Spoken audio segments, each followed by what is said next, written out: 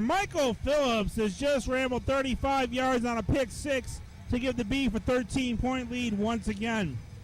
Just taking a quick look at the beatdown in Philadelphia. It's Reading 76, Chicago 39 as they play in the fourth quarter. Granville has it teed up. Beanie is back once again to return his kickoff. Another good kick, about halfway in the end zone. Beanie's at the goal line now, the 5, gains the 10, now the 15, and he's dropped right there. Nice play by R.J. Rollins to stuff him at the 15-yard line. So Bloomington had the ball moving right down the field before a holding penalty cost them 10 yards, and then an interception by Michael Phillips cost them 6 points. And now they've got to climb a 13-point hill once again if they want a date with Sioux Falls next week. 4:24 remain here in the third quarter. The Beef have a 13-point lead as Rocky Hines takes his team into the huddle. The clock now starts once again, and we're ready for play. Hines back in the shotgun. He's got Raymond next to him on his right, and a pair of men go in motion. He had a screen set up and nobody home for it. Looked like they were trying to catch the Beef in a blitz. Raymond was setting up the screen, but it went nowhere. And Hines had to throw it right into the turf.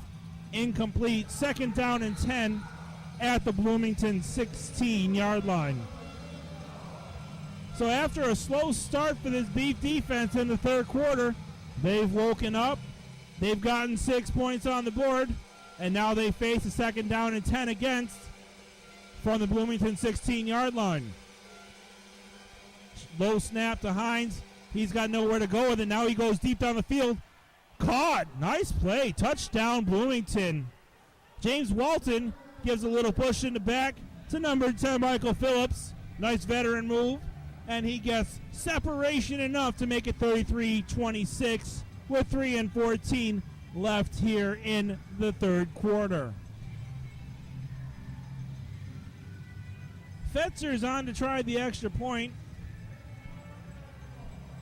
So far, he's been fairly accurate on the evening, missing only one so far. Rocky Hines is on one knee, awaiting the snap. Fetzer's ready. And here we go. Good snap, good hold. And the kick is good. 3:14 remain here in the third quarter. It's 33-27 for the Beef. You're listening to Omaha Beef Football on the B2 Internet Network. Premier Suites hotel accommodations are ideal for either short or extended stays. They are committed to the comfort of their guests, and their welcoming staff and cozy suites speak for themselves. Perfectly situated for the business traveler, Premier Suites is within minutes of many major corporations. At Premier Suites, they specialize in offering the comforts of home as well as the services and amenities needed for short, extended, or corporate stays. At Premier Suites, comfort is their priority and attention to detail is evident in their high standards of guest accommodation. So be their guest on your next visit to Omaha and book your next stay at Premier Suites. We've got 3:14 left to play here in the third quarter, and the Omaha Beef have a 6-point lead, and they're about to get the football back once again. Last play was a one-play drive. James Walton beat Michael Phillips in the end zone for a nice long touchdown strike from Rocky Hines. Fetzer has it teed up, and we're ready to play football once again here in the third quarter. They kick it nice and deep, and this one might be too deep. Nope. About 6 yards deep in the end zone. Grigsby now is out to the 4, and he got creamed. Big hit there by Terrell Mayberry. And the Beef are unable to get past the 5-yard line.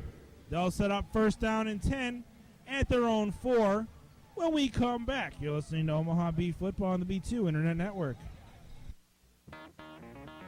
Fuddruckers World Greatest Hamburgers, where the burgers are always one all-American premium cut beef. The sesame top buns are baked from scratch in our restaurant bakeries all day long, and the Build Your Own Market Fresh Produce Bar allows you to customize your burger with all the fresh veggies and condiments you could ask for. Located at 72nd and Dodge, just north of the Furniture Mart, and on Center, just west of 168th Street, Fuddruckers looks forward to serving you the world's greatest hamburger. McNear's back in the shotgun, sends two men in motion. He's looking over the middle. Now he has to run for his life. He's out to the 5, 10, 15, and takes the ball all the way down to the 20-yard line. 16-yard gain for James McNear, and an Omaha Beef first down. Omaha's been doing that quite a bit today. They'll run Burrell deep. They'll run Avery deep and try and draw the safeties and the corners off, and then it leaves about 15 yards for McNear to run right up the middle. He's been taking those yards, getting first downs from time to time here this evening. Now he's under center, pitches it out to Rollins, who works the right-hand side for about 3 yards out to the 23-yard line. Looked like he had his legs taken out at about the 22, but he manages to get up and push forward for another yard out to the 23-yard line, setting up second down and 7 at the Omaha 23. As the clock continues to run here in the third quarter, 1 minute and 47 left to play here in the third quarter.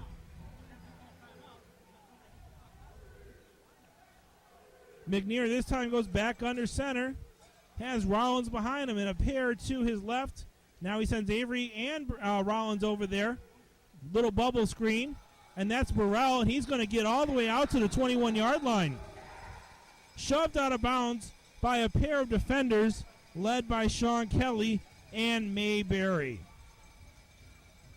So that'll give the Beef an extremely short third down and 1 just on the 21-yard line. The chain shows that it's right at the 20 to get the first, so they just need to be touching the 20-yard line in order to get a first down here with 56 seconds left to play in the third quarter. They figure they can get it on fourth down, so McNear's back in the shotgun. 2 men in motion as they look deep. Try the pump and go, and he's open. Oh, just out of the outstretched hands of Avery. The pump and go was there, covered on the play by Beanie, but he was beat. He was beat on the pump. And it was right in Avery's fingers, and he just let it go. So now the Beef have it 4th and inches at the Bloomington 21-yard line, up 6 with 17 in the third quarter. They're going to let the clock run out on this third quarter, so they're going to come back and try fourth down and short when we start the fourth quarter. We've got a dandy on our hands here in this wild card, and we'll be back for the last 15 minutes of play in a minute. You're listening to Omaha